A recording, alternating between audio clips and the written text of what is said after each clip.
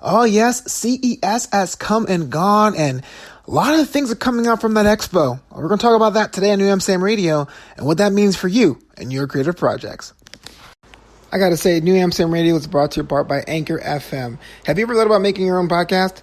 You see, when I was trying to get this podcast off the ground, I had a lot of questions. How do I record an episode? How do I get my show into all the apps people like to listen? How do I make money from my podcast? And most importantly, I don't want to deal with cables and wires and all those things. You see, the answer to every single one of these questions is pretty simple.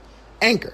Anchor is the one-stop shop for recording, hosting, and distributing your podcast. And best of all, it's 100% free and ridiculously easy to use. And you can use your phone, which is pretty awesome.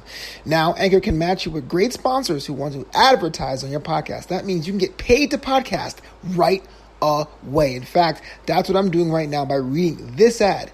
So if you ever wanted to start a podcast and make money doing it, go to anchor.fm/start. That's anchor.fm/start to join me and the diverse community of podcasters already using Anchor. That's anchor.fm/start. I can't wait to hear your podcast.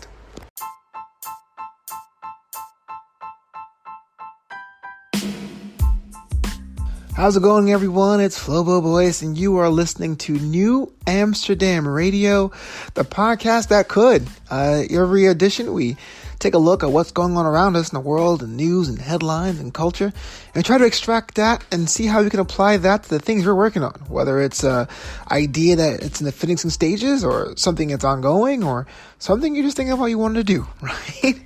We're about a couple weeks into January 2020. I looking at my bucket list and my to-do list and my resolutions, and it's kind of overwhelming, but it's okay. There's still enough time to win the game. We're not even the first quarter. It's the tip-off or the kickoff or the jump ball, whatever it need be. So today's episode is about CES, the Consumer Electronics Show, and what does that mean for you and your projects? I'm not sure if you guys are familiar with that. We're going to go a little bit more in depth to what's going on about that in just a little bit. Just want to say thank you so much for me and my own creative project. Recently, I released a new comedy single. It's called 10,000 Life Coaches. And it's available now if you're on iTunes or Apple or Spotify and all that stuff. It's not an advertisement, I'm just saying. And I just want to let you guys know that I'm still out here too. I'm out here making creative projects and using what I'm learning and plugging them into my ongoing endeavors. In this case, it's comedy. But I also have, the DJ job, or I have my hosting craft, or now I'm live streaming on YouTube as well. So 10,000 Life Coaches launched last week. Response has been fairly positive. If you got a spare moment after this, go take a listen. Let me know what you think. Questions, comments, or concerns. Let me know. Website is flobito.com. That's FLOBITO.com. Or hit me up on Instagram at flobito. Just let me know what you think about that. And this show, Knew Amsterdam Radio, 38 and going, probably a juggernaut that you may have not heard of. That's like how they call it. The juggernaut you haven't heard of. Knew Amsterdam Radio.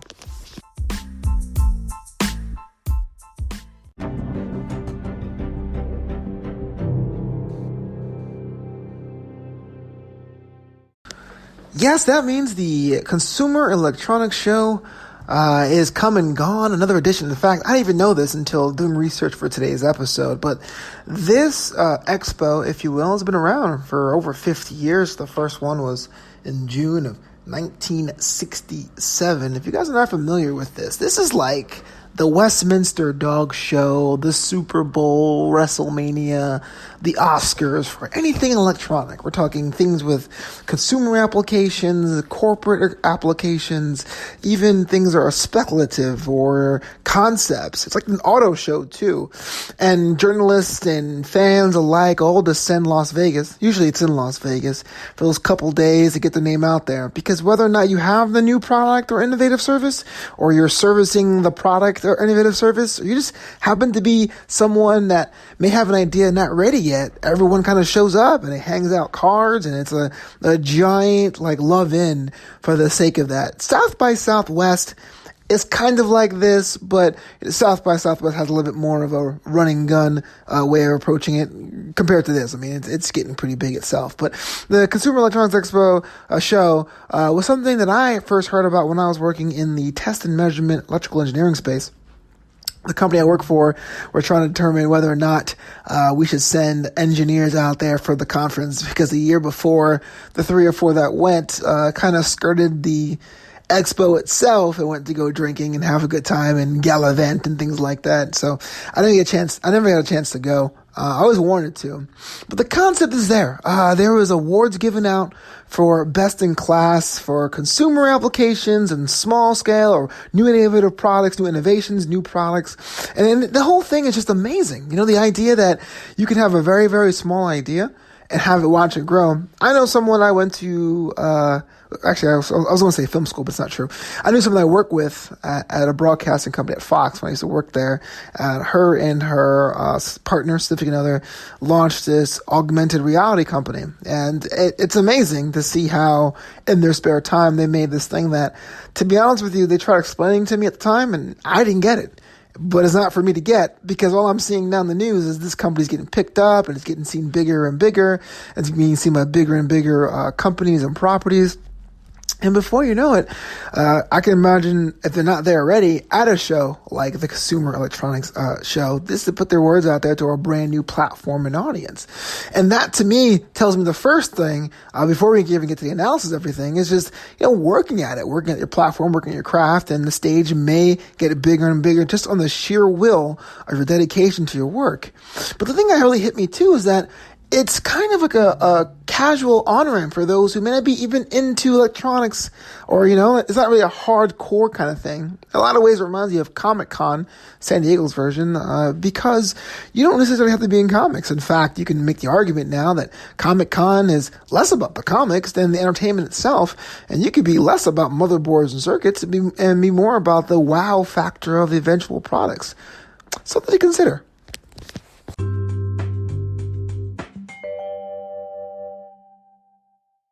So many lessons, so many concepts that I was blown away just by looking at the sheer scale of this.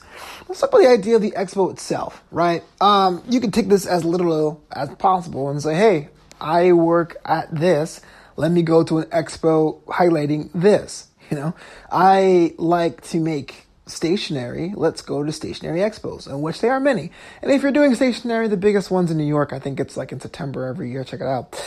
That's a kind of a good way to see it. Now you have a chance to, 1, see potential customers, 2, see potential businesses that you can collaborate with for future projects, if not joint ventures, and 3, see what's working, what's not, and what's trending. It's always good to go out there in the market as a consumer, but it's kind of hard if you're creating the thing at the same time. We want to be a consumer. We want to be like, well, I went to the store and I see that pink dresses are in, so I'm going to make that, for example. But it's always good to see in real time what are people responding to, not just what's in the displays, right?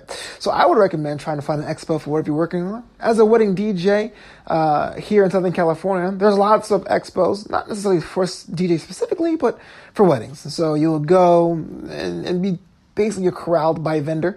So you'll see what other DJ setups look like, what other DJ packages are working on. Sometimes you're at a wedding expo or a venue open house and you're the only DJ. So it's your job to showcase what you can do, that sort of thing. So yes, taking it literally. If you see an expo, go to an expo in your field to see what's going on, see what trends are, see how you can improve, how you can keep learning, and how can you add that to your work. But taking a step back though, about the mass appeal for the casuals, people who may not be looking to make anything, people are looking to consume, they are overwhelmed with choice. And you may have like the most innovative product or the most innovative service, but sometimes the presentation can mean the difference between a sale and a no sale. One of the coolest things about conventions in general, if not expos, is how does your booth look? And I know there's a lot of limitations to that, and some conventions charge thousands upon thousands for like an 8-foot table and that kind of thing, but you gotta find a way to stick out. You may have the best product on the shelf, but if no one can find you, or if it looks like you set up your backdrop 10 minutes before the doors open, it's gonna come across. It's gonna be inadvertently applied into the assumption of the quality of your product or service. See how messed up and unfair that is? It's a double standard, right? You can spend all the time making the best product ever, but if your backdrop looks like kind of slapdash, unless it's not that way on purpose, it can cost you a sale. But the world's full of double standards. Expos let you know what's trending with that way too. Let you know what's in, what's a cool idea to do things. And you'll see there's people that go all out, like giant corner booths where they remove the walls and there's carpet. You can walk around.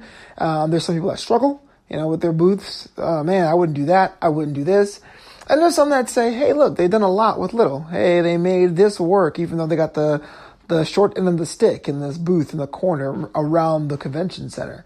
Using that as well be a way for you to work on presenting your idea. The original concept of Knew Amsterdam, we talked about this last episode, was supposed to be a company that sold stationery. It was a stationery company, high quality notebooks and pens, because as a comedian, I know that you had two options when it came to writing materials, things that are very, very expensive or things that weren't well made. And Knew Amsterdam was a mail-order business, but the idea of the presentation was that once you ordered a package from knewamsterdam.com, it came in a box with a nice imprint of the skyline of the city of New York and invited you and gave you a commemorative key to the city as if you were a citizen. That dried up as soon as we realized that wasn't cost-effective. It was great. It made people go, oh my gosh, this is definitely new and innovative.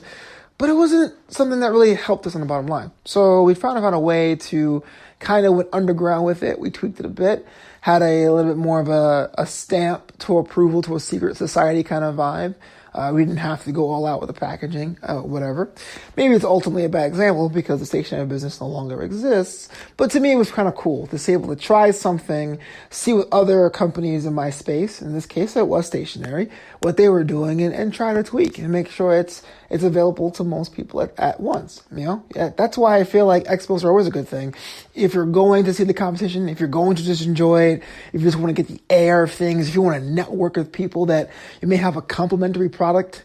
I make hats. This guy makes bandanas. Let's get together and make a project happen. We don't know. And that's the thing. It's so easy for us as creatives to get inside of our head and say, no, this is what I'm working on. This is the prototype. Why would I go out there and try to venture? It's still a work in progress, but you'll be surprised how many times you come back inspired. And I really want you to go out there and find an expo somewhere similar or gathering or a kind of, even if you have to make one yourself, where you can bring like-minded people in your segment, in your industry with your creative project. And so you guys can compare and contrast to see what works and what doesn't.